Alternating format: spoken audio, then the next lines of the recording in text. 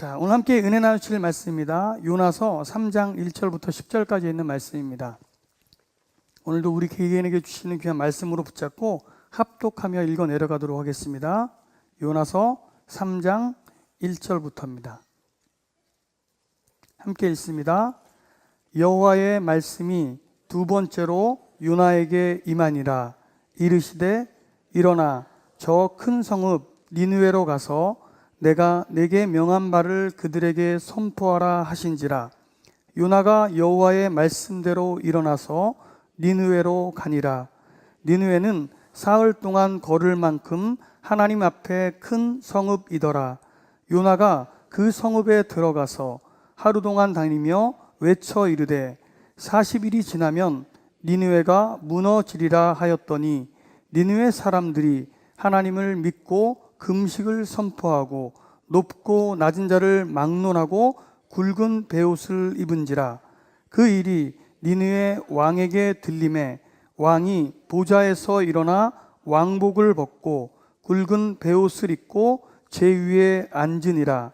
왕과 그의 대신들이 조서를 내려 니느웨에 선포하여 이르되 사람이나 짐승이나 소떼나 양떼나 아무것도 입에 대지 말지니 곧 먹지도 말 것이요 물도 마시지 말 것이며 사람이든지 짐승이든지 다 굵은 베옷을 입을 것이요 힘써 하나님께 부르짖을 것이며 각기 악한 길과 손으로 행한 강포에서 떠날 것이라. 하나님의 뜻을 돌이키시고 그 진노를 그치사 우리가 멸망하지 않게 하시리라. 그렇지 않을 줄을 누가 알겠느냐 한지라. 하나님이 그들이 행한 것 곧 그 악한 길에서 돌이켜 떠난 것을 보시고 하나님이 뜻을 돌이키사 그들에게 내리리라고 말씀하신 재앙을 내리지 아니하시니라. 아멘. 하나님은 너를 지키시는 자 너의 우편에 그늘 되시니 낮에 해와 밤에 달도 너를 잊지 못하리. 하나님은 너를 지키시는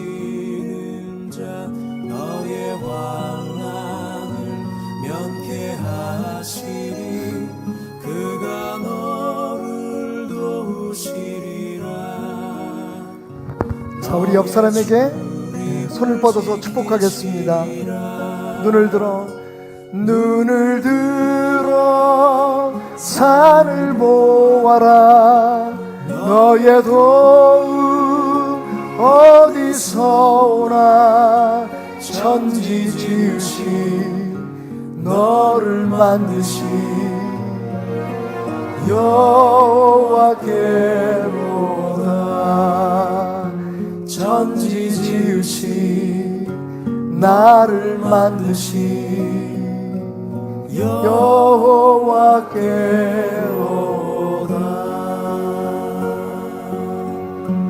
아멘. 우리의 눈을 지으신 하나님, 우리의 귀를 만드신 하나님, 십자가에서 그 눈을 새롭게 하시고 그 귀를 새롭게 하신 하나님, 오늘 주의 말씀으로 우리의 눈을 뜨게 하시고 귀를 열어주사 주의 은혜를 보게 하시고 주의 음성 듣게 하여 주옵소서. 부족한 종 말씀 전할 때에 강단 위에 홀로 두지 마시고 성령 하나님 친히 말씀하여 주옵소서. 예수님의 이름으로 기도드렸습니다. 아멘. 봄이 왔습니다. 어제 그 결혼식이 있어서 주례하기 위해서 성북동 길을 넘어가는데 개나리가 피었더라고요. 그래서 야, 진짜 봄이구나. 근데 옆에 앉아있던 제 아내가 여보, 저 개나리가 당신 닮았어요 그러는 거예요. 이 여자가 정말 뭘 좀 안 해. 그래서 제가 그지? 내가 봄 소식을 제일 먼저 전하는 개나리처럼 예수 복음을 열심히 앞서서 전하는 목사 맞지? 그랬더니 아내가 말이 없어요. 아니 그게 아니고 여보, 성질 급한 게 꼭 당신 같아요.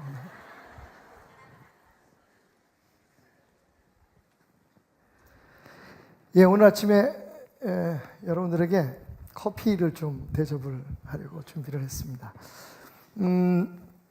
뭐 여러분 잘 아시는 것처럼 커피의 원액을 우리가 보통 에스프레소라고 부릅니다. 그렇죠? 제가 에스프레소를 하나 추출하겠습니다. 에스프레소라고 하는 말은 이탈리아의 그 빠르다라는 뜻입니다. 혹시 알고 계시면 그죠? 예. 젊은 그 자녀들이나 손주한테 야, 에스프레소가 뜻이 뭔 줄 알아? 진한 카페 아니에요? 아니야, 빠르다는 뜻이야. 에스프레소는 빠르게 강한 압력으로 추출해내는 원액이라는 의미에서 에스프레소라고 부릅니다. 사실은요, 이게 굉장히 독하고 진해 보여도 쌉쌀하지만 사실은 카페인은 보통 커피보다 훨씬 적습니다. 그래서 뭐 저는 에스프레소를 하루에 한 3잔 정도 마시는데요. 자, 여러분 보시다시피 이 원액 위에 이렇게 크림이 이렇게 쫙 얹혀진 아주 맛있는 에스프레소가 추출됐습니다. 자, 이걸 에스프레소라고 하고 이 에스프레소를 베이스로 해가지고 여러 가지 그 커피를 만들죠. 예. 여기다 물을 많이 타면 아메리카노. 예. 왜 아메리카노가 됐을까요? 자, 2차 대전 때 그 미군 군인들이 이탈리아에 주둔하게 되었는데 이탈리아 가보신 분들은 알겠지만 거긴 커피를 시키면 다 에스프레소입니다. 엄청 진합니다. 그러니까 미국 분들이 그걸 잘 못 드시는 거예요. 그래서 물 좀 타달라고. 그래서 미국 사람들, 아메리칸들은 이게 연한 커피를 먹는구나. 그래서 에스프레소를 추출한 후에 여기에다가 물을 부어서 연하게 만든 커피를 주게 되었는데 미국 사람들을 위해서 만들어졌다고 해서 아메리카노라고 불려지게 되었습니다. 러시아에 가면 아메리카노라고 하는 메뉴는 없습니다. 그럼 무슨 메뉴가 있을까요? 러시아노가 있습니다. 예. 예, 원래 그 냉전 시대의 감정이 아직도 남아 있어가지고 러시아 사람들은 미국 사람들, 그러니까 아메리칸이라고 하는 그 말을 쓰는 걸 별로 좋아하지 않습니다. 그래서 자기들 나름대로 사실은 커피는 똑같은데 이름을 러시아노라고 부릅니다. 예. 자, 그게 이제 아메리카노고요. 그 다음에 이제 그 우유를 좀 집어넣는 커피들이 있죠. 크게 이제 2가지의 종류의 커피가 있는데 하나는 카페 라떼라고 부르는, 라떼라고 하는 말은 우유라는 말이에요, 그대로. 그래서 우유 커피라고 여러분들이 이해하시면 좋겠습니다. 그러니까 라떼는 에스프레소가 1이라면 거기에 2의 우유를 집어넣습니다. 그러니까 3등분해서 3분의 1은 그 에스프레소, 그리고 그 원액, 그리고 그 위에 그 3분의 2의 우유를 집어넣고 아주 약간 거기에 거품을 올려놔서 먹는 게 라떼라고 부릅니다. 자, 그 다음에 오늘 제가 여러분에게 대접하려고 하는 이 특별한 커피, 카푸치노. 이름이 카푸치노는 어디서 왔을까요, 여러분? 왜 카푸치노를 부를까요? 별로 관심 없는 분들은 잠깐 쉬시고요, 주무시고 제가 이따 깨우겠습니다. 본문 들어가면. 이 카푸치노는 원래 이탈리아의 카푸치니라고 하는 수도원이 있습니다. 그 수도원에 수도사들이 입는, 여러분 캐톨릭 수도사들이 입는 옷을 보셨나요? 아주 짙은 커피 색깔, 갈색의 그 두건 같은 걸 이렇게 모자부터 이렇게 쓰잖아요. 근데 마치 그 모양이 커피 위에 거품을 올려놓은 것 같이 보였다. 그래서 이 커피 위에 거품을 올려놓는 원액 3분의 1, 그리고 우유 3분의 1, 그리고 그 위에 3분의 1의 그 거품을 올려놓는 스팀 폼이죠. 거품을 올려놓는 그 커피를 카푸치노라고 부르기 시작한 게 바로 그 카푸치네 수도사들의 모습을 닮았다. 그래서 카푸치노라고 부르기 시작했다라고 하는 말이 있습니다. 오늘 저는 여러분들에게 하나님의 말씀을 전하기 전에 맛있는 카푸치노를 대접하도록 하겠습니다. 사실은 그 스팀으로 우유를 거품을 만들어야 되는데 가정에서도 하실 수 있어요. 우유를 어느 정도 준비하신 후에 여러분 이거 뭐 대단해 보이시죠? 다 엑스소라는 그런 그 가게에 가시면 2,000원이면 사실 수 있습니다. 이게 그렇게 어렵지가 않은데 우리가 몰라서 잘 사용을 못하는 것 같아요. 물론 제가 가지고 있는 것은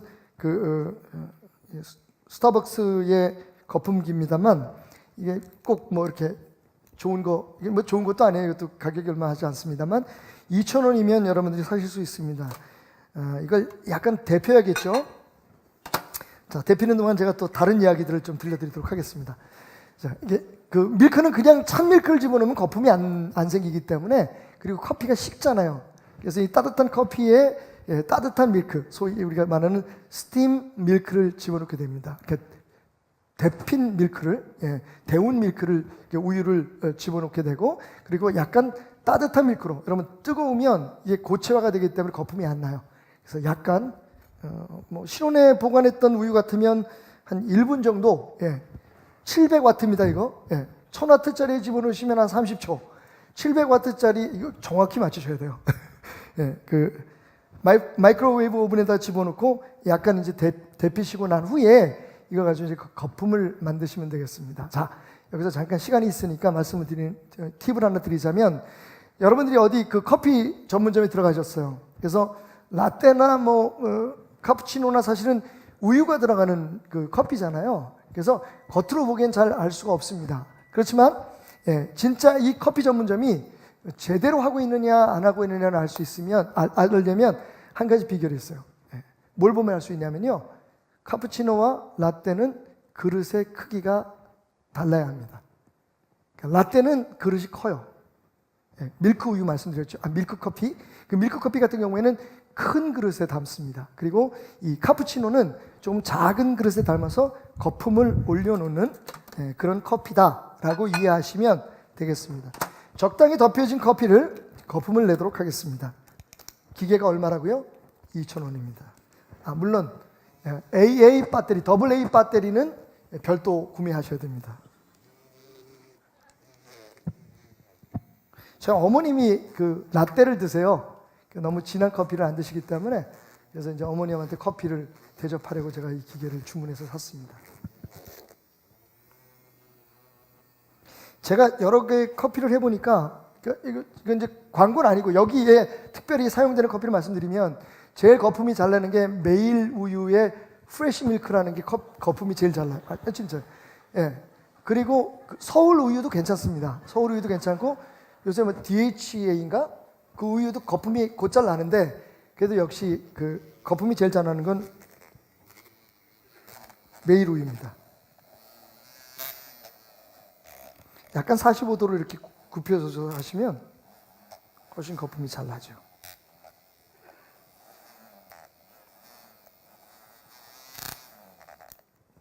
자, 거품이 아주 근사하게 났습니다. 자, 팁을 하나 더 드릴게요. 이 상태로 거품을 사용하시면 금방 거품이 죽습니다. 이 거품에 생명을 불어넣기 위해서는 10초만 돌려주십시오. 그러면 약간 그 거품이 풍성하게 약간 고취화되면서 오랫동안 커피를 다 마실 때까지 거품이 사라지지 않습니다. 자, 말씀드렸죠? 그 라떼는 컵이 커야 됩니다. 그리고 우유를 그 원액만큼 집어넣을게요. 원액의 2배로 집어넣어야 되기 때문에 약간 쳐주시면 기포가 좀 부드러워지면서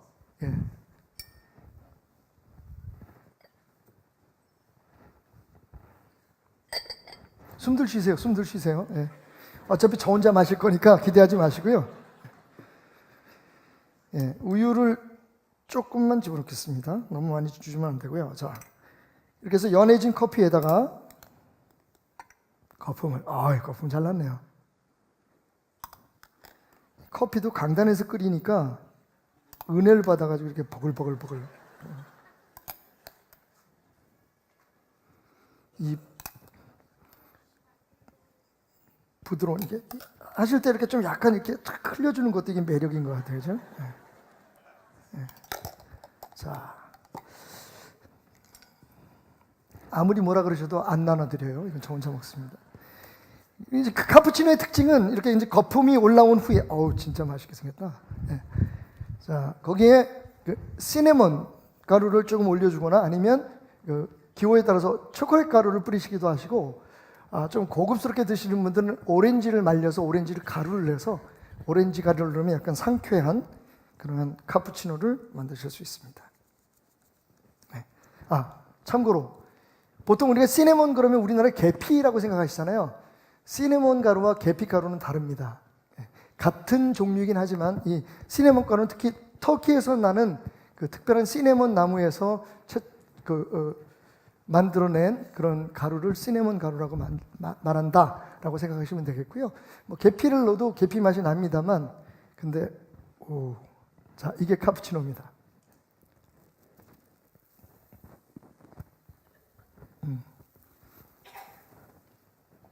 카푸치노는 이렇게 좀 묻혀서 먹어야 이제 맛입니다. 자, 여러분은 지금 인류 역사상 최초로 강단에서 카푸치노를 만든 설교자의 설교를 듣고 계십니다. 제가 왜 여러분들에게 이 카푸치노를 소개했을까요? 어떤 소설가가 표현하기를 정말 절묘한 것 같아요. 이 카푸치노의 거품이, 이 끓어오르는 거품이 마치 우리 인간 안에서 끓어오르는 감정과도 같다. 그죠? 그래서 원래 진짜 생각, 우리가 원래 갖고 있는 원래의 마음과는 달리 그 위에 감정의 거품이 덮이는 순간 우리는 마치 카푸치노처럼 우리의 삶의 순수하고 진실됨을 삶 속에서 구현하기보단 그저 감정의 거품만 즐기는 인생을 산다. 한번 따라해 봅시다. 커피는 카푸치노를 마셔도 순종은 에스프레소가 답입니다. 제가 오늘 여러분들에게 그 말씀을 드리고 싶어서 이 자리에서 카푸치노를 만들어 보았습니다. 여러분, 지금 제가 커피 맛을 거의 모르겠어요.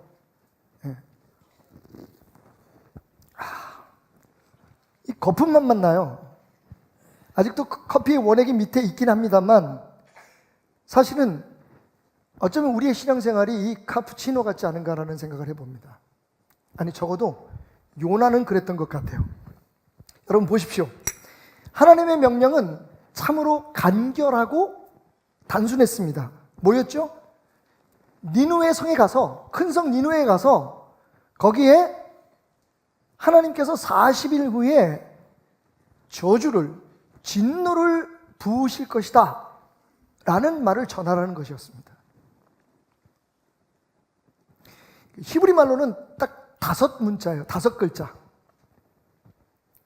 40일이 지나면 니느웨 성이 무너지리라. 우리나라 말로는 네 개의 그 단어로 되어 있는데 사실은 5 그 단어예요.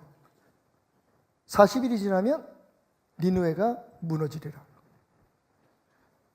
여러분, 사실 그 말만 전하면 됐어요. 그게 하나님께서 니느웨에게 전하라고 하신 에스프레소였습니다. 하나님 말씀의 명령의 원액이었어요. 자, 근데 여러분 보십시오. 오늘 말씀을 보니까 요나가 여호와의 말씀대로 일어나서 니느웨로 가니라 순종하긴 했어요. 안 그럴 수가 없죠. 왜? 여러분, 우리가 지금 1장 2장을 공부했잖아요. 요나가 하나님의 명령을 어기고 도망가다가 자기로 인해서 큰 풍랑이 일어나고 그 배에 탄 모든 사람들이 죽게 된 것을 보고 자기 스스로 마치 자살을 결심하듯이 나를 바다에 던지라고 얘기합니다. 내가 바다에 던져지게 되면 아마 이 풍랑이 잔잔해질 거다. 그래서 사람들이 요나를 바다에 던집니다. 여러분, 저는 요나가 그때 하나님께서 나를 구해 주실 것이다 라고 생각했을 거라고 믿지 않습니다. 요나는 정말 내가 책임지고 죽겠다, 내가 죽으면 이 세상이 평안해질 것이다 라고 하는 마음을 가지고 바다에 스스로 던져집니다. 그런데 하나님께서 요나를 포기하지 않으셨죠. 물고기를 예비하셔서 그 요나를 삼키게 하시고, 여러분 놀랍게도 3일 낮 3일 밤을 그 물고기 뱃속에서 살아있게 하십니다. 그 상황에서 요나가 할 수 있는 게 뭐였겠어요? 자기를 살려주신 하나님 앞에 감사의 기도를 드리기 시작하죠. 그리고는 이렇게 심지어는 고백을 합니다. 구원은 하나님께 속해 있다고요. 나를 구하시는 것도, 그리고 니느웨 사람들을 구하는 것도, 이 세상 모두를 구할 수 있는 분은 오직 하나님뿐이십니다. 내가 아무리 노력해도, 내가 아무리 애써도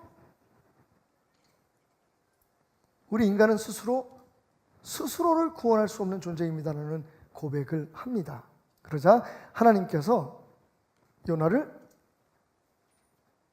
육지에 토하게 하시죠. 그 다음에 일어난 일이에요.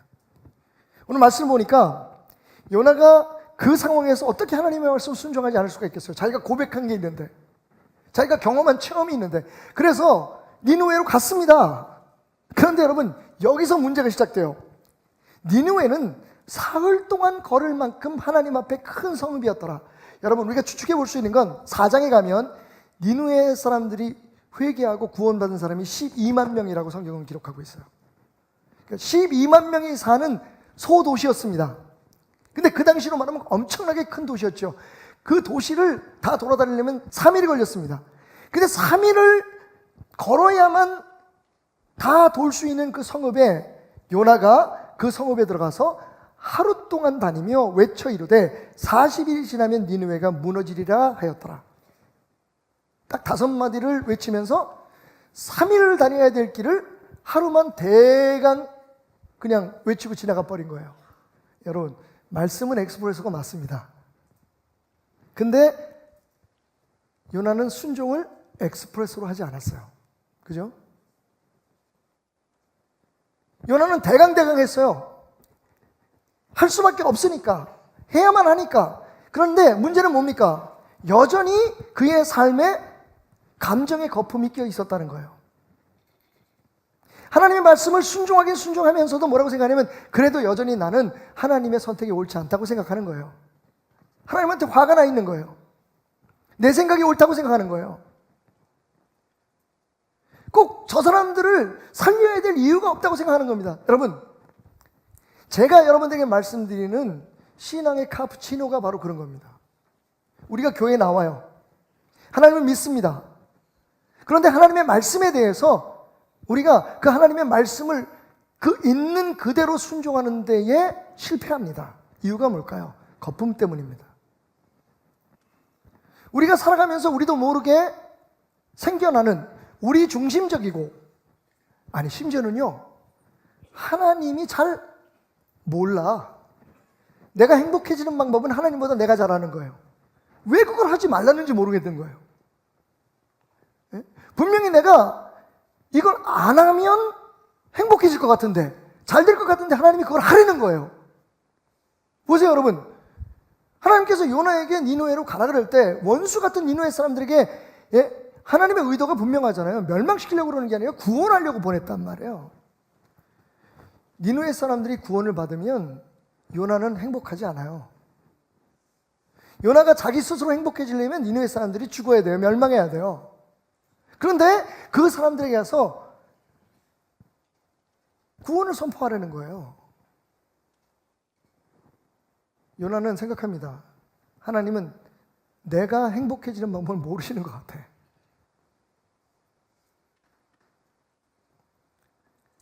자기 선택의 거품, 아집의 거품, 자기가 하나님인 척하는 교만의 거품, 그리고 감정의 거품이 하나님의 말씀을 있는 그대로 빠르고 단순하게 순종하게 하는 것을 방해하고 있습니다. 하긴 해요. 근데 우리는 우리 스스로의 판단으로 우리가 할 것과 하지 않을 것을 구분해낸단 말이죠. 그리고 해도 적당히 하는 거예요. 심지어는 열심히 해도 목적이 하나님의 명령이니까 순종하는 게 아니라 그렇게 하면 나한테 뭔가 유익이 있을 것 같아서 하는 거예요. 이걸 저는 카푸치노 순종, 카푸치노 신앙이라고 오늘 여러분들에게 표현하고 싶은 겁니다. 커피 좋아하시죠, 여러분? 오늘부터 아마 여러분 큰일 났어요. 커피 마실 때마다 이거 생각할 거예요. 내 신앙은 에스프레소인가 카푸치노인가? 네? 여러분 보세요.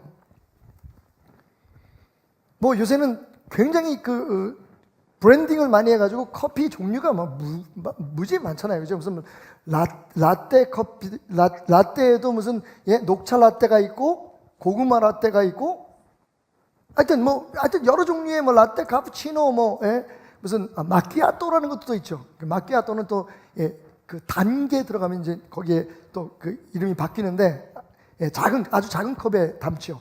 이제 이런 모든 종류의 다양한 커피가 있지만 여러분 중요한 게 뭡니까? 모든 커피에는 에스프레소가 들어가는 거예요. 그러니까 우리가 다양한 신앙생활의 배경을 가지고 살아갈 수는 있지만 여러분 중요한 건 우리가 커피를 마시려고 커피를 만드는 거지. 다시 말하면 하나님의 말씀 자체를 순종하는 게 그게 진짜 신앙인 거지. 거기에 무슨 칼비니즘, 무슨 알미니언이즘, 우리가 감리교 신앙, 웨슬리안, 무슨 어떤 오순절 신학, 여러분 이 모든 것들은 그죠? 결국은 이 하나님의 가장 순수하고 아름다운 복음, 진하고 확실한 구원의 길인 이 에스프레소 복음을 더 맛있게, 더 풍부하게 만들기 위한 거품이 돼야지. 사실은 안타깝게도 우리는 거품만 먹고 진짜 에스프레소는 맛도 보지 않는 그런 신앙에 빠질 때가 많다는 겁니다.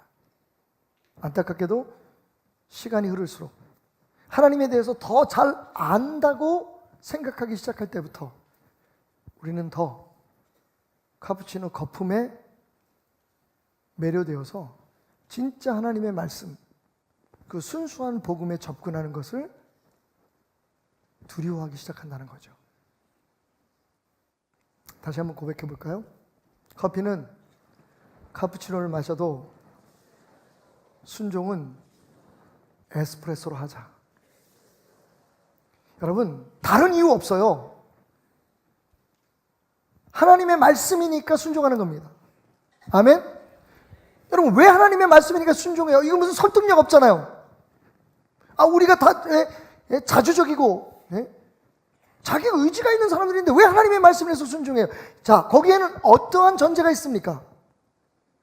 하나님이 우리보다 우리를 더 잘 아시는 거예요. 하나님이 우리보다 우리의 행복의 원인을 더 잘 아시는 거예요. 우리가 생각할 땐 내가 판단하는 대로 하나님을 믿지만 하나님의 말씀대로가 아니라 내가 선택하고 내가 이렇게 하면 내가 잘 될 것 같고 저렇게 하면 내가 행복할 것 같아서 선택하는데 결국 그게 어떻게 됩니까? 우리를 불행하게 만드는 길이라는 거예요. 하나님은 우리가 행복하기를 원하십니다. 여러분들이 하나님 뜻대로 살아가기를 원하시는 거죠. 하나님 안에서 여러분에게 주어진 축복을 누리시기를 원해요. 그러면 어떻게 해야 됩니까? 하나님 말씀 순종해야 되는 거예요. 하나님 말씀이니까 순종하면 하나님께서 책임져 주시는 거죠. 그게 진짜 신앙인 거예요. 자, 조금 묘한 비교 같지만 신약의 베드로와 요나를 한번 비교해 볼까요? 베드로에게도 사실은 잠깐 혼란스러웠던 상황이 있었습니다.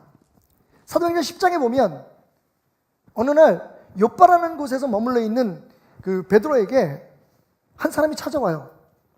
그들이 그렇게 얘기합니다. 자, 제가 고넬료라고 하는 로마의 그 지휘관이, 백부장이 당신을 모시고 오라고 해서 당신에게 복음을 듣고 싶다고 해서 당신을 모시러 왔습니다. 근데 여러분, 평소에 베드로 같으면 안 따라 나서요. 왜? 베드로가 예수님을 믿었지만 여전히 유대교적 율법 신앙에 투철했던 사람입니다. 이방인에게 전도하는 건 말이 안 돼요. 이방인은 구원을 받을 수가 없어요. 그들이 믿어왔던 그 신앙에 따르면. 예? 그들의 신앙에 쌓여있는 불필요한 거품에 의하면 이방인들은 구원을 못 받아요. 그러니까 구원을 전할 필요도 없고 복음을 전할 필요도 없고, 두 번째, 사실 율법에 따르면 이방인의 집에 가거나 이방인과 같이 밥을 먹는다는 건 큰 죄예요. 심지어 이 이방인은요, 그냥 이방인도 아니고 자기 조국을 침범해서 점령한 로마의 군인이에요. 근데 여러분, 베드로가 그냥 일어나서 갑니다. 무슨 일이 있었을까요? 이야기는 바로 전날로 거슬러 갑니다. 베드로가 환상을 봐요. 하늘에서 큰 보자기가 내려옵니다. 그 보자기가 펼쳐지는데 그 속에 나는 새들과 그리고 4발 달린 짐승들이 잔뜩 있어요. 그런데 이건 그동안 그들이 신봉해왔던, 베드로가 믿어왔던, 생명처럼 붙들어왔던 율법에서는 절대로 먹지도 말고 가까이 하지도 말아야 될 짐승들인 거예요. 새들은 다 맹금류고 4발 달린 짐승은 되새김질을 하지 않는 짐승들이에요. 돼지라든지 이런 것들이에요. 그러니까 깜짝 놀랐죠. 이게 뭡니까 주님? 그러자 음성이 들려와요. 베드로야, 이걸 먹어라. 저는 못 먹습니다. 분명히 하나님의 음성, 예수님의 음성이라는 것을 알았는데 베드로가 그걸 거절합니다. 저는 안 먹습니다. 이건 먹으면 안 되는데요. 그죠? 아니, 여러분, 최초의 것을 먹지 말라고 하신 분이 누구십니까? 하나님이시죠. 근데 그 하나님이 먹으라 그러면 먹으면 되지. 거절을 합니다. 똑같은 환상이 3번 반복되면서 베드로는 마침내 깨닫게 되죠. 아, 이제 하나님께서 우리가 부정하다고 생각하는 것들, 부정하다고 생각하던 사람들까지도 품어 안으시는 사랑을 구현하실 때가 왔구나. 여러분, 베드로가 처음 고넬료의 초청을 받았을 때, 처음 그 환상을 봤을 때 베드로의 감정은 요나의 감정과 다르지 않았습니다. 안 되는 걸 시키는 거예요. 하고 싶지 않은 걸 시키는 거예요. 이걸 하면 주변 사람들한테 지금부터 욕 얻어먹는 거야. 아니, 당신은 아무리 예수라는 사람을 믿는다고 해도 하나님의 백성이 어떻게 이방인들에 가서 이방인들의 복음을 전합니까? 말이 안 됩니다. 여러분, 심지어는 같은 신앙생활하는 크리스찬들조차도 그걸 아직은 용납하지 않는 상황이었어요. 감정의 거품이 두 사람 다 있었다는 거죠. 근데 여러분, 뭐가 차이가 있죠? 요나는 그 거품을 벗어나지 못했어요. 근데 베드로는 어떻게 했습니까? 순종했어요. 그 결과 고넬료의 가정이 구원받고, 그로 인해서 여러분, 유럽을 향해서 하나님의 복음이 전파되는 문이 열리기 시작합니다. 할렐루야. 감정적으로는 도대체 이해가 안 가는 거예요. 수용이 안 되는 겁니다. 하지만 그게 하나님의 말씀이었기 때문에 그 말씀을 순종하는 순간 하나님의 역사가 나타난 거예요. 여러분, 진짜 재밌는 건요, 한번 비교해 볼까요? 요나라는 사람과 여러분 잘 아시는 이사야나 예레미야하고 그분들 중에 누가 더 열심히 하나님의 복음을 전했을까요? 여러분, 이사야나 예레미야는 하나님 앞에 스스로 죽기까지 각오하면서 예레미야는 오직하면 눈물의 선지자라는 이름이 붙여졌어요. 요나는 그냥 니네 망한다 이러고 다녔다 그랬잖아요. 그죠? 니네 망했어. 이제 큰일 났어. 니네 망했어. 이러고 다녔단 말이에요. 예레미야는요, 엉을 울면서 호소했어요. 여러분, 하나님을 믿으셔야 됩니다. 이방신을 섬기면 안 됩니다. 자기 백성들에게 눈물을 흘립니다. 근데 그런 예레미야를 여러분 웅덩이를 파가지고 죽이려고 갖다가 쳐놓았어요. 심지어는 그 왕궁에 붙어있는 그런 그 감옥에다가 가둬버렸어요. 사실은요, 정말 열정적으로 더 열심히 일한 선지자를 얘기하자면 이사야나 예레미야가 훨씬 더 충성을 다했습니다. 근데 결과는 어땠을까요? 결과는요, 그렇게 듬성듬성 복음을 전한 요나가 훨씬 더 성과가 좋았어요. 12만 명이, 여러분, 인류 역사상 이런 부흥의 역사는 없었어요. 모든 백성들과 왕까지, 그것도 하나님을 믿지 않은 사람들이 하나님 앞에 죄를 뒤집어 쓰고 베옷을 입고 심지어는 짐승들한테도 배를 뒤집어 씌워가지고 다 회개하고 금식하는 역사가 일어났단 말입니다. 여러분, 중요한 건 순종이에요. 하나님의 말씀이기 때문에 순종하면 지금은 이해할 수 없지만, 지금은 우리가 정말 하나님의 뜻을 알 수 없지만 순종하는 순간 하나님의 역사가 일어나는데, 그건 내가 판단하는, 나는 내가 좋아서 이걸 할 거야, 이걸 하면 내가 행복해질 거라고 생각해 라고 하는 것보다 그거 하지 말라고 하는 걸 순종하고 그걸 하라고 하는 걸 순종하면 훨씬 더 우리가 행복해지고 또 은혜로워지는 것을 알 수가 있다는 거예요. 계속해서 밤이 새도록 얘기할 수 있어요. 여러분, 아브라함 기억해 보세요. 그런 모진 아버지가 어디 있습니까? 100살에 얻은 아들을 죽이라고 해요. 여러분, 아브라함이 쉬워한 거 아닙니다. 칼을 들어서 100살에 낳은 아들, 이제 25, 6쯤 된 다 큰 아들의 심장을 향해서 칼을 내꽂습니다. 하나님께서 멈추라고 하실 때까지. 여러분, 이해가 돼요?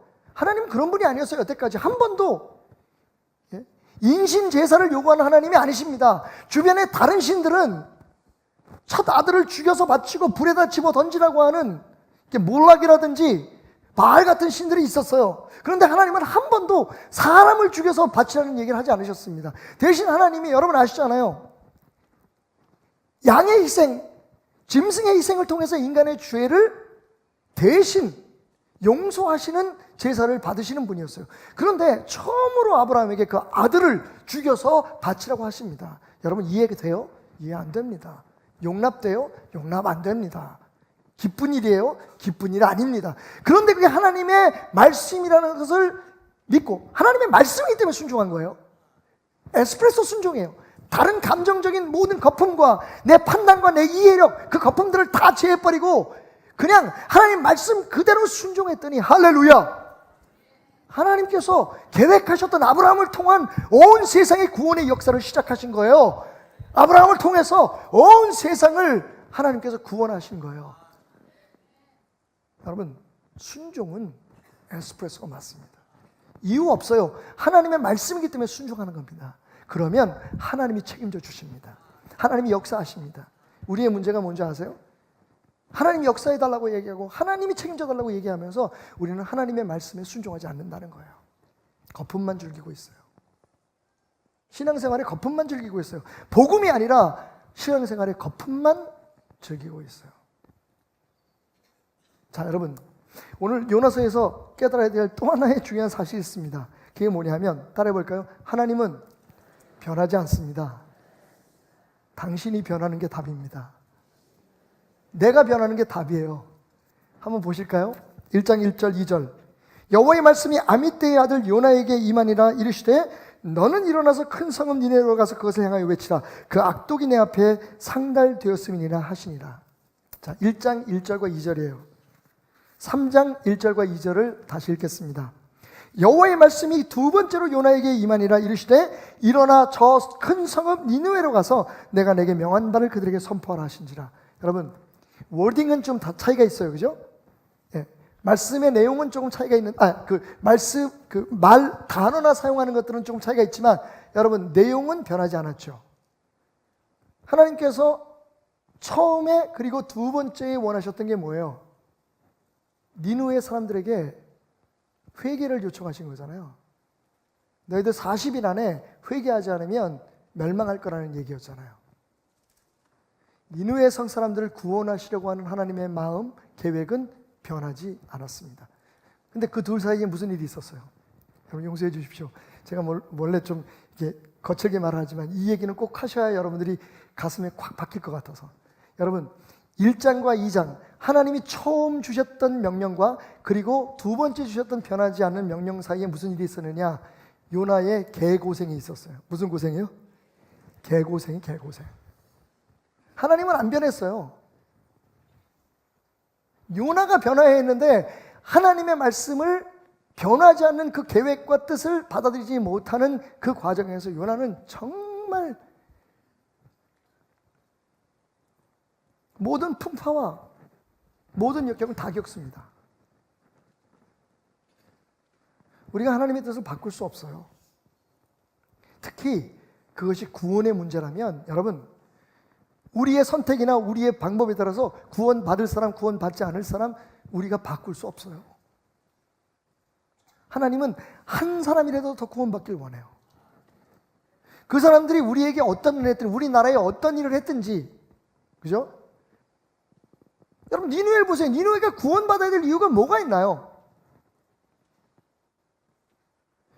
요나가 니느웨에 복음을 전하러 가기 싫어했던 이유가 저 사람들은 구원받으면 안 될 사람들이거든요. 인류 역사상 가장 악독했던 문명이에요. 사람을 찢어 죽이고 그죠?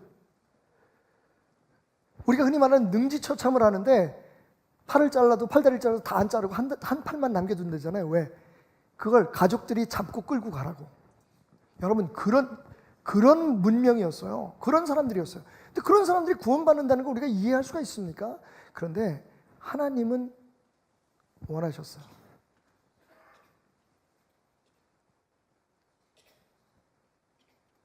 여러분 왜 우리가 엑스프레소 순종해야 되는지 아십니까? 하나님 뜻이 변하지 않기 때문에 그래요. 성경은 하나님은 심지어는 돌아서는 그림자도 없다 그랬어요.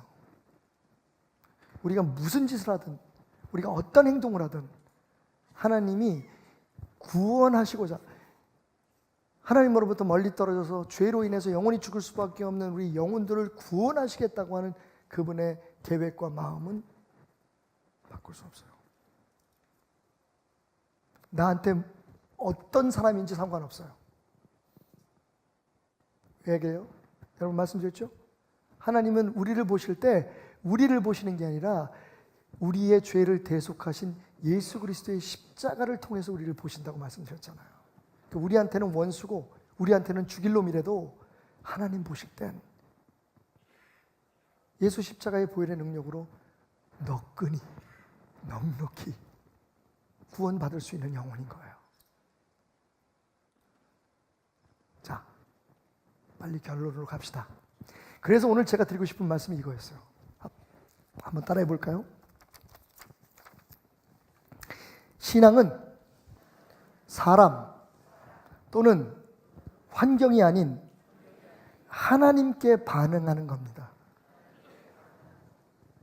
십자가가 답입니다. 무슨 얘기인 줄 아세요?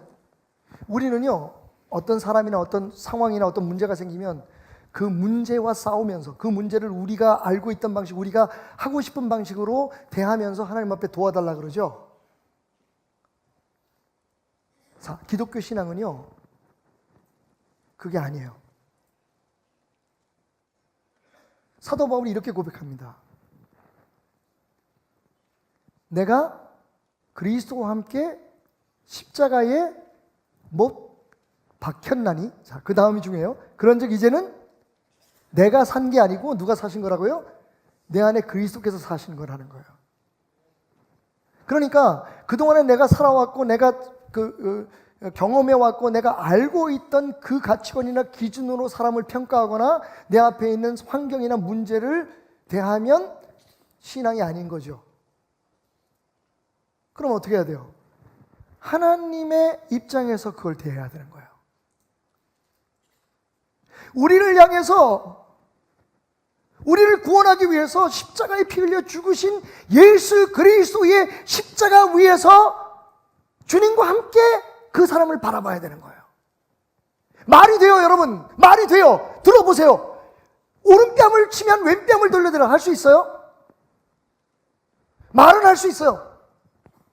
요나도 그랬어요. 구원은 하나님께로부터 옵니다. 그래놓고 뭐예요? 구원 안 받았으면 좋겠는 거잖아요. 말은 할 수 있어요. 속옷 벗어달라면 겉옷까지 벗어줘라. 미쳤어요, 우리가?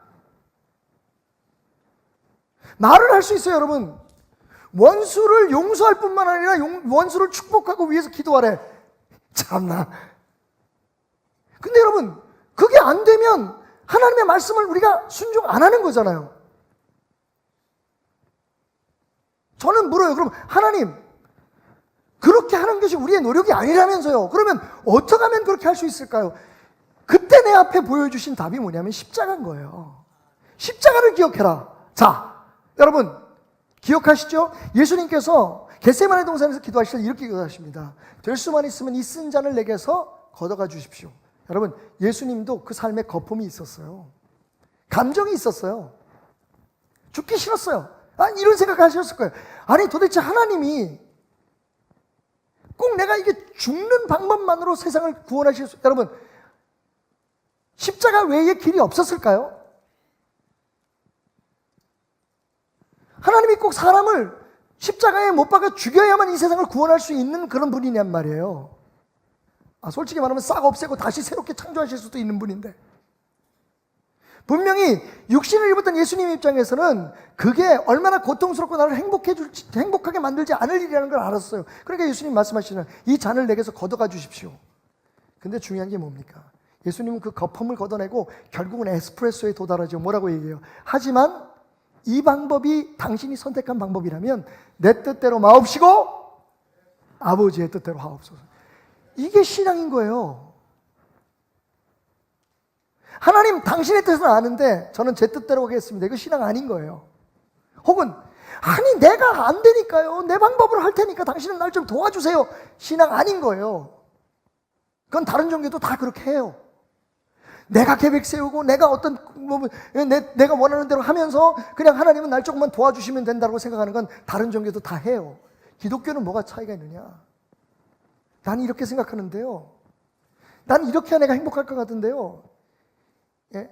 당신은 이걸 하지 말라고 하지만 나는 여전히 이걸 해서 나는 좋은데요, 당신은 이걸 하라고 하지만 나는 그걸 안 하고 싶은데요, 하지만 내 뜻대로 마옵시고 아버지 뜻대로 하옵소서. 따라합시다. 이해력을 키우기보다 인정력을 키워라. 복음이 이해가 되나요, 여러분? 여러분, 예수님이 여러분을 위해서 죽으셨다는 거 믿죠? 설명하실 수 있어요? 2000년 전에 십자가에 못 박혀 죽은 유대인 청년이 나하고 무슨 상관이 있다고 한번 설명해 보라면 이해시킬 수 있냐고요. 근데 이상하게 그게 우리에게는 인정이 되는 거예요. 자, 근데 십자가는요, 그렇게 우리를 구원하는 데만 힘이 있는 게 아니에요. 성경은 분명히 십자가로 우리 보고 살아가라고 얘기해요. 세상을 바라보는 눈이 십자가가 돼야 되는 거예요. 세상을 판단하는 기준이 십자가가 돼야 되는 거예요. 그러니까 사람을 보면 못해요, 여러분. 상황을 보면 못해요, 여러분. 그럼 어떻게 해야 되냐? 문제가 있을 때, 어떤 상황이 벌어졌을 때, 어떤 사람이 나를 속상해 하고 나를 힘들게 할 때 우리는 그 사람을 대하는 게 아니라 하나님을 향하는 거예요. 그래서 하나님의 입장에서 그 사람들을 보면 그 사람들을 기도해 줄 수가 있는 거죠. 참아낼 수가 있는 거죠. 하나님의 뜻이라면 말이죠. 로마서에서 사도 바울은 이렇게 얘기해요. 그러니까 너희가 원수 스스로 갚으려고 하지 마. 여러분, 그게 우리 문제잖아요. 우리가 교회를 다니지만 예수를 믿지만 세상에서 할 수 있는 건 해야 돼. 나를 죽이려고 하는 사람한테 내가 어떻게 그냥 가만히 있어? 나를 밟는데, 나를 욕하는데 나 복수해야지. 저 사람 저기 내가 가만두면 안 되지. 여러분,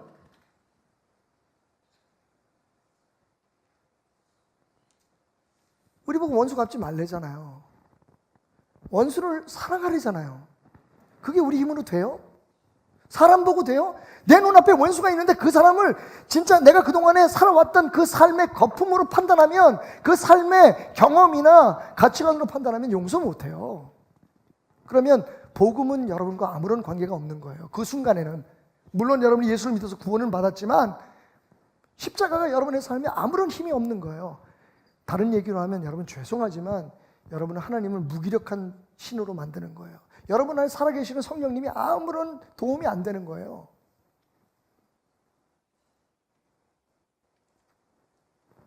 십자가는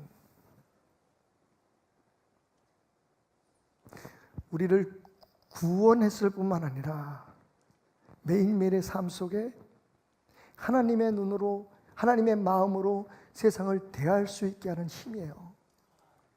그래서 예수님 말씀하셨어요. 나를 따라오려거든 자기를 부인하고 자기 십자가를 지고 와라. 많은 사람들은 이렇게 생각해요. 그래, 치매 걸린 부모님을 모시는 게 내 십자가지. 맞습니다. 그것도 십자가인데 여러분 정확히 이해하셔야 돼요. 그 십자가는 어렵고 힘든데 내가 져주는 게 아니에요. 십자가는 내가 살기 위해서, 내가 살아내기 위해서, 내가 하나님의 명령을 순종하기 위해서 반드시 내게 필요한 능력이고 힘이기에 주님은 말씀하시는 거예요. 십자가를 내려놓지 마라. 네 기준, 네 고집, 네 아집, 네 성격, 네 성질, 너의 감정이 아니라 십자가로 살아가라. 여러분, 우리에게 필요한 건 바로 이 훈련이에요. 사람을 사람으로 대하는 게 아니라, 문제를 문제로 대하는 게 아니라 하나님으로. 그래서 말하잖아요. 종들아, 너희에게 잘못하는 상전이라도 주님을 대하듯이 대하라. 주님을 대하듯이. 주님을 대하듯이 대하면 축복할 수 있어요. 주님이 그들을 대하듯이 대하면, 주님이 나를 대하듯이 대하면 우리는 살아갈 수 있어요. 거품을 걷어내셔야 돼요. 카푸치노가 아니라 여러분 신앙만은 에스프레소로 가셔야 돼요. 아직도 커피 맛이 안 나.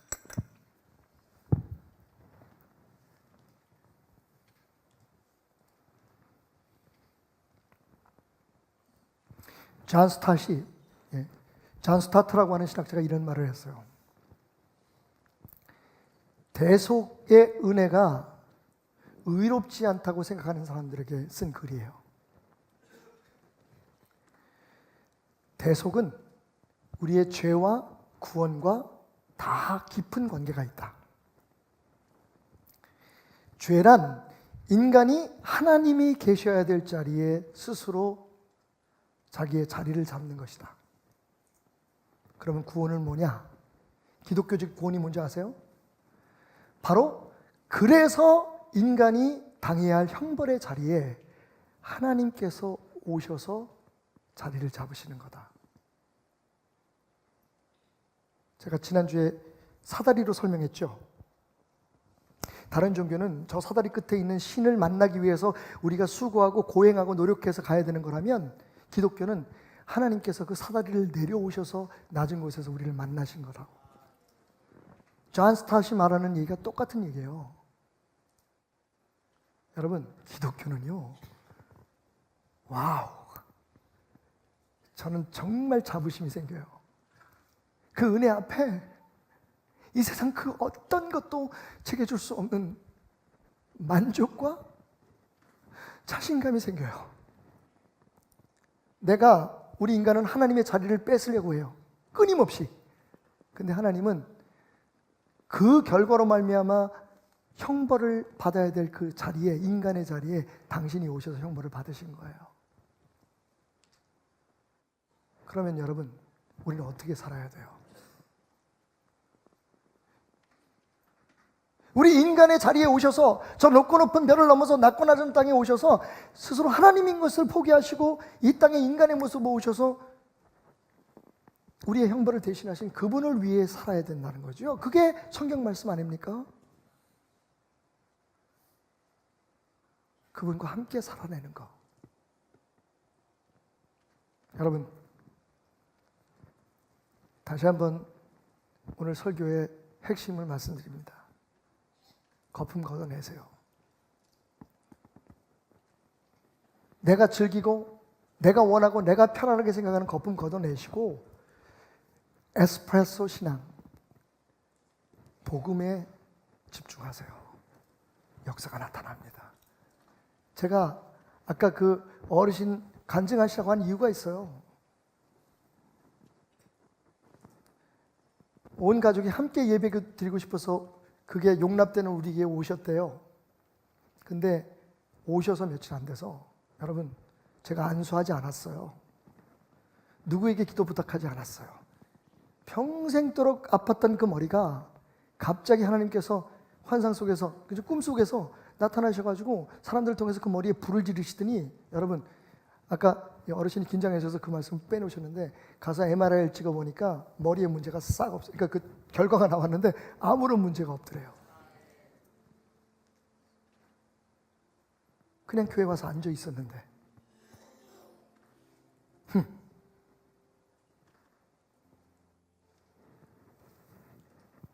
그 좋으신 하나님 앞에 우리가 왜 다가서지 못하는 걸까요? 거품 때문이에요. 나는 이게 옳다고 생각해. 나는 이게 좋아. 난 저게 좋아. 하나님도 내 행복은 잘 몰라. 내가 어떻게 즐거워하는지, 내가 뭘 원하는지 하나님도 몰라. 나는 내가 원하는 대로 그냥 하면서 살 거야. 그냥 교회 나가면 되잖아. 하나님 믿으면 되잖아. 내가 집사인데?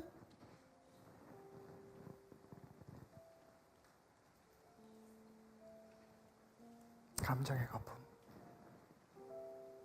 아집의 거품, 내 마음속에 있는 그 나만이 옳다고 생각하는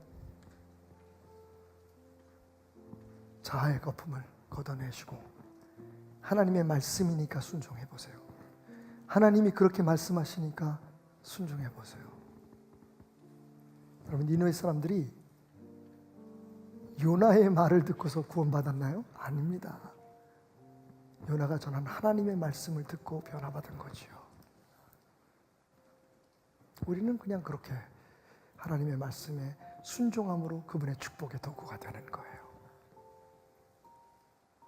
이탈리아 한 교회 가면 예수님이 십자가에서 고난받으시는 그림이 있습니다. 예수님의 두 손에 못이 박히고 허리에 창이 찔립니다.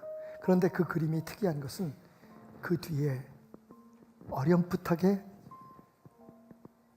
예수님의 손에 박힌 못이 그분의 손에 박히고 예수님의 허리에 찔린 창이 예수님의 허리를 관통해서 그분의 허리에 찔려 피 흘리시는 아버지 하나님의 모습이 그려져 있다는 거예요.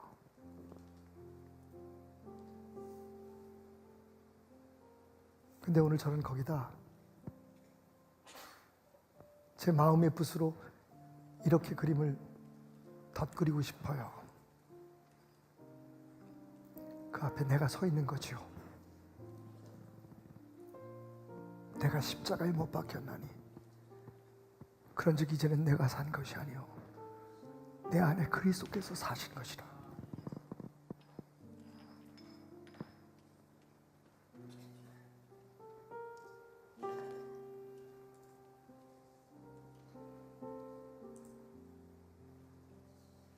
여러분, 예수를 믿으면서 예수의 힘으로 살아내지 못하면, 예수로 살아내지 못하면 구원과 관계없이 우리는 세상 사람과 별 다를 바 없는 삶을 살 수밖에 없는 거예요. 거품을 걷어내세요. 그리고 복음의 햇빛으로 십자가로 세상을 평가하시고 십자가로 세상을 판단하시고 십자가가 기준되어 세상을 이겨내세요.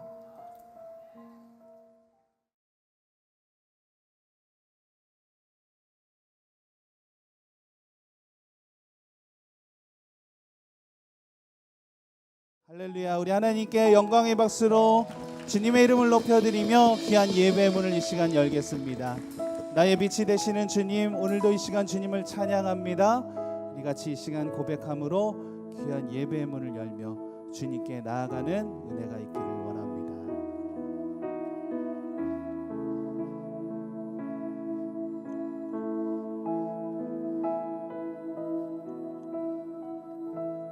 대신 주,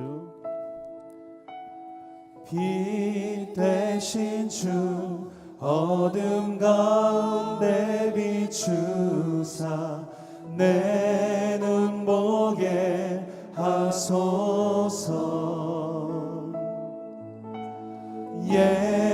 예배하는 선한 마음 주시고 산 소망이 되시네. 나 주를 경배하리,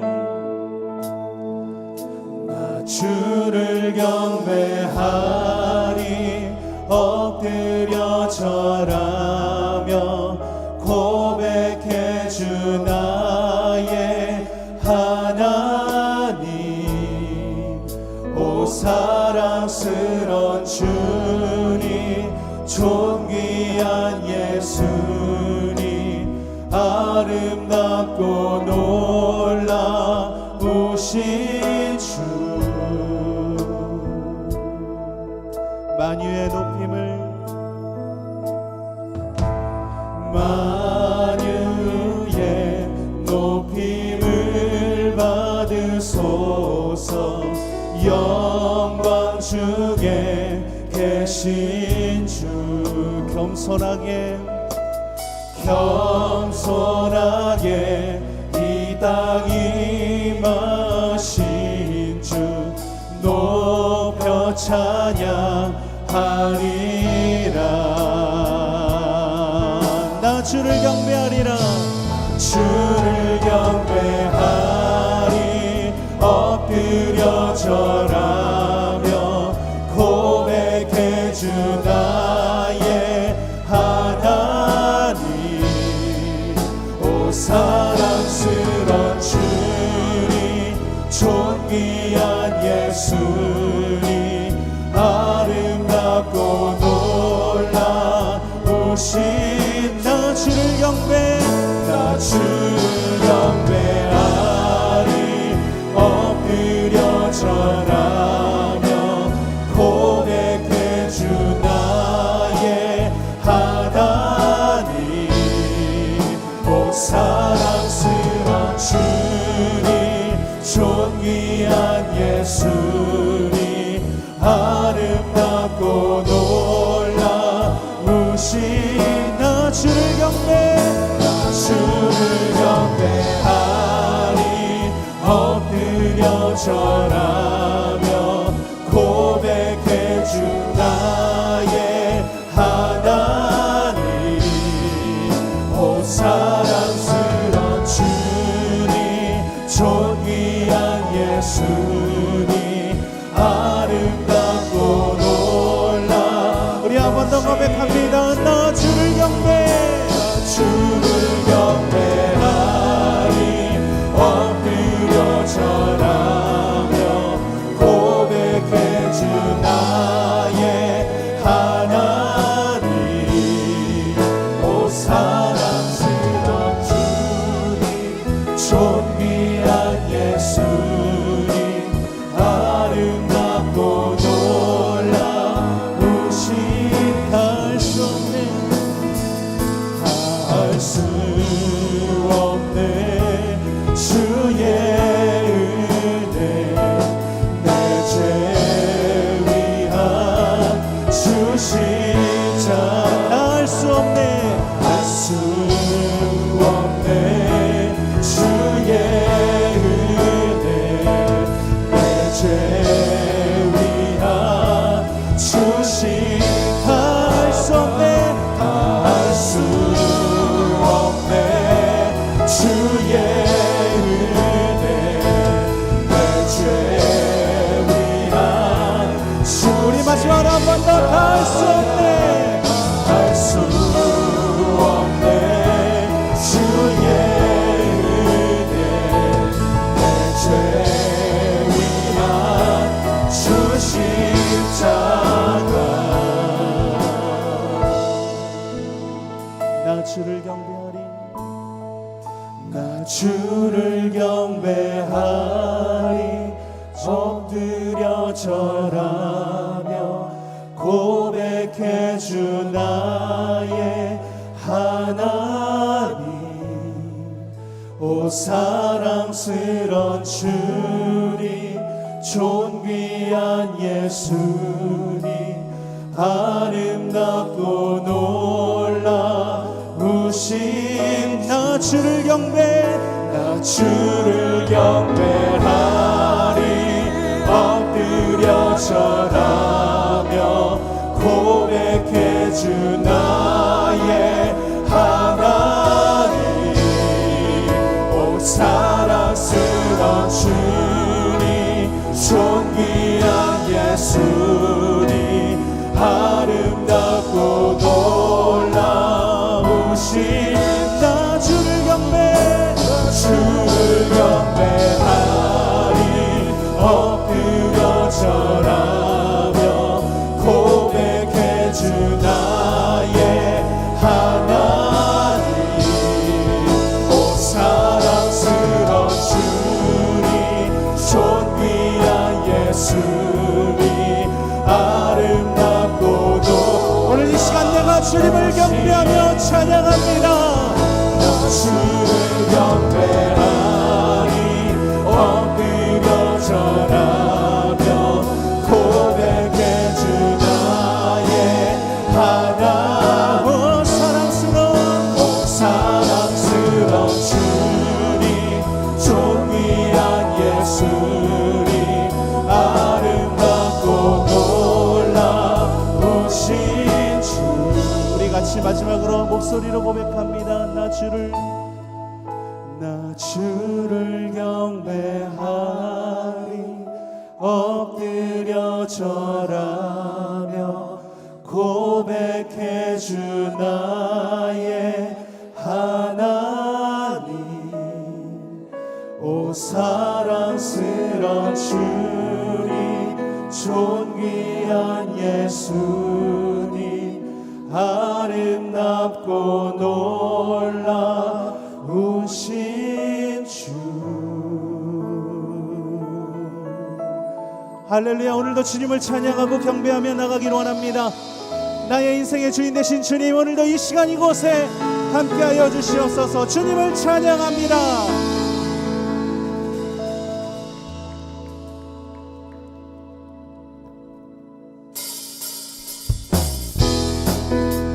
오늘도 이 시간 주님을 경배하며 찬양합니다. 우리 다 같이 일어나서 주님께 박수로 영광 올려드리며 이 시간 기쁜 마음으로 찬양하며 나가겠습니다.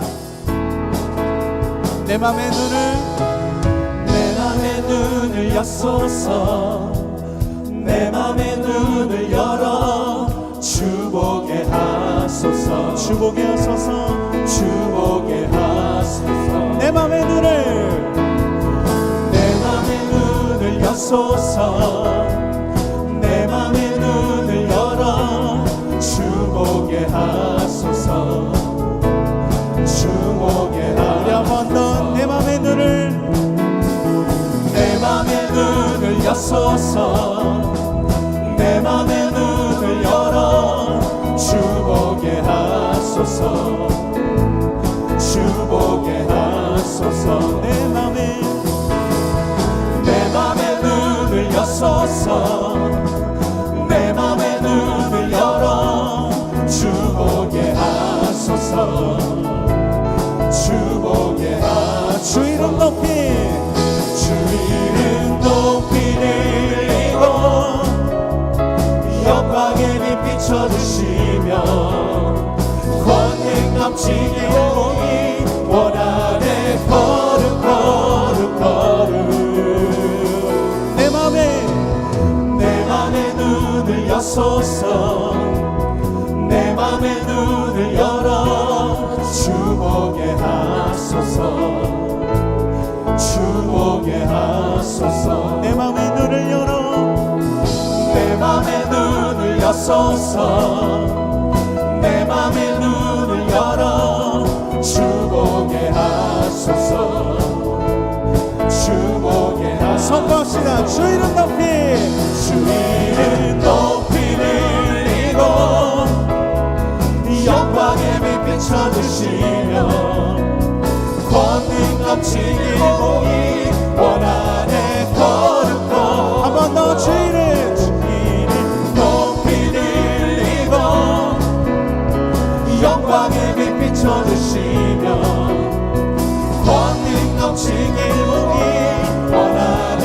걸음 걸음 걸음 걸음 걸음 걸음 걸음 걸음 걸음 걸음 걸음 걸음 걸음 주보게 하소서. 걸음 걸음 걸음 걸음 걸음 걸음 걸음 걸음 걸음 걸음 주보. 우리 한 번 더 걸음 걸음 걸음 걸음 걸음 걸음 걸음 걸음 걸음 걸음 주보게 하소서. 걸음 걸음 걸음 걸음 걸음 걸음 걸음 걸음 걸음 걸음 주보. 이 마지막으로 한 번 더 걸음 걸음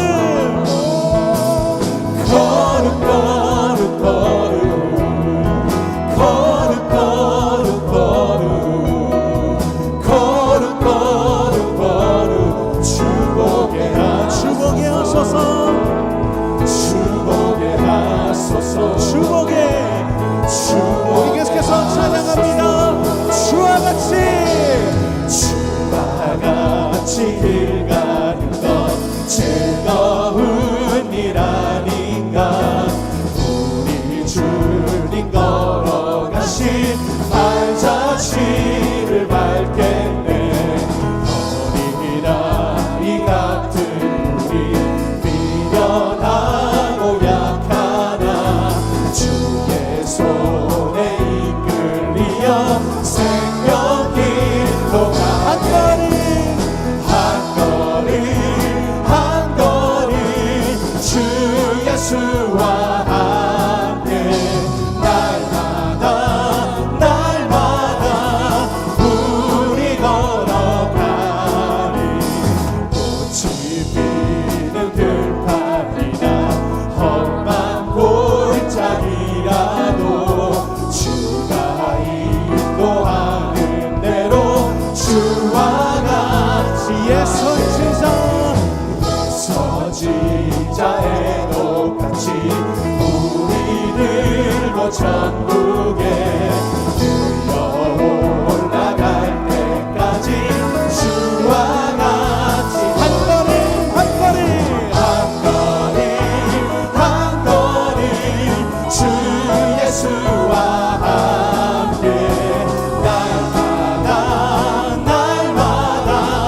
우리 걸어 한 걸음 한 걸음 한 걸음 주 예수와 함께 날마다 우리 한 번 더 한 걸음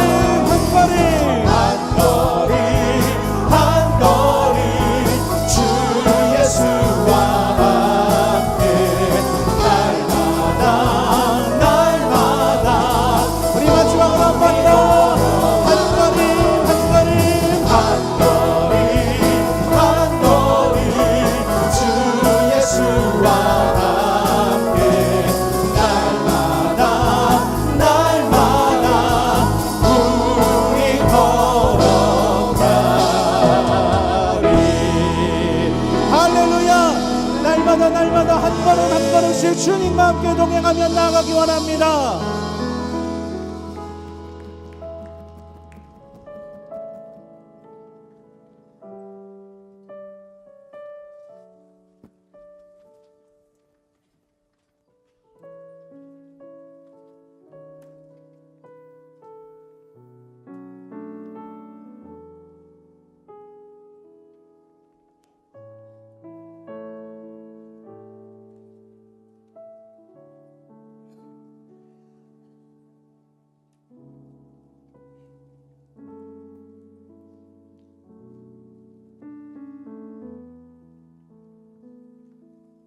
한 걸음 한 걸음씩 주님과 함께 동행할 수 있는 귀한 은혜를 주심을 감사합니다.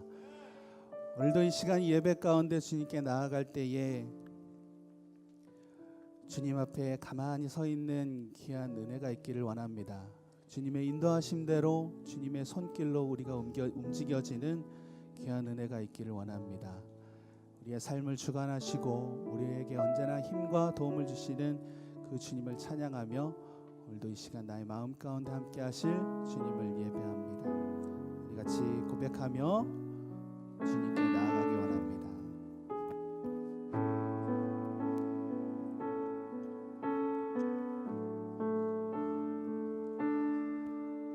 믿음과 삶을 살아내는 실력이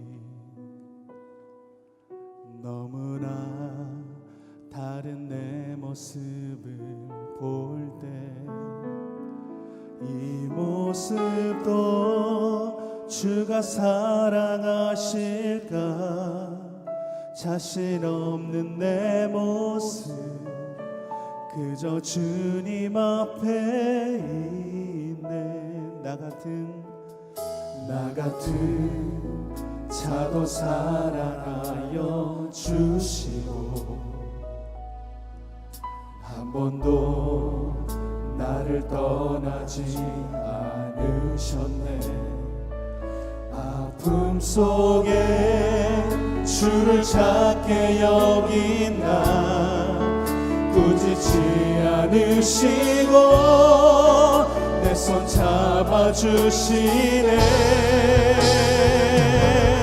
오직 주님 안에 두려움 없네 고난을 통해 날 만드심을 믿네 주님만이 내 모든 것 되시네 주의 강한 손 날 붙드시네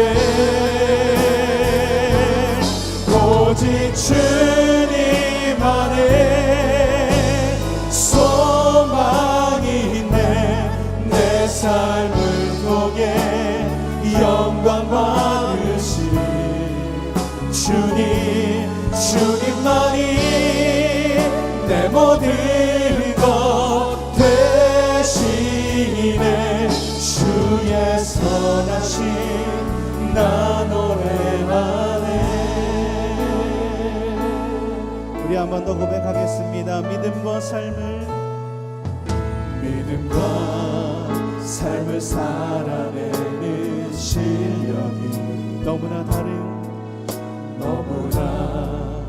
다른 내 모습을 볼 때 이 모습도 주가 사랑하실까 자신 없는 내 모습 그저 주님 앞에 있네 나 같은 자도 사랑하여 주시고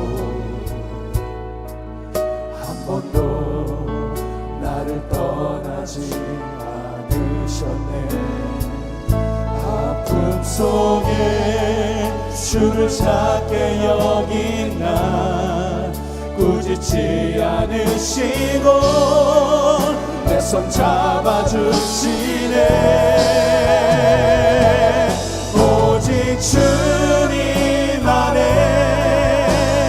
두려움 없네 고난을 통해 날 만드심을 믿네 주님만이 내 모든 것 되시네 주의 강한 손 날 붙드시네 오직 주님 안에 소망이 있네 내 삶을 통해 영광 받으신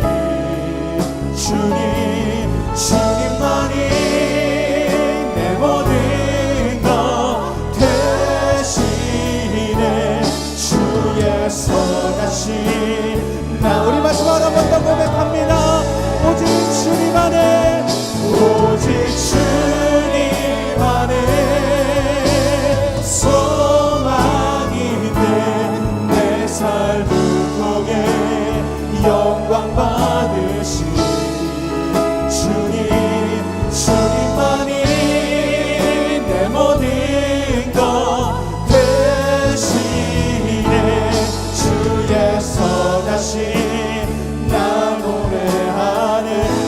주는 나의 도움, 나의 도움이시며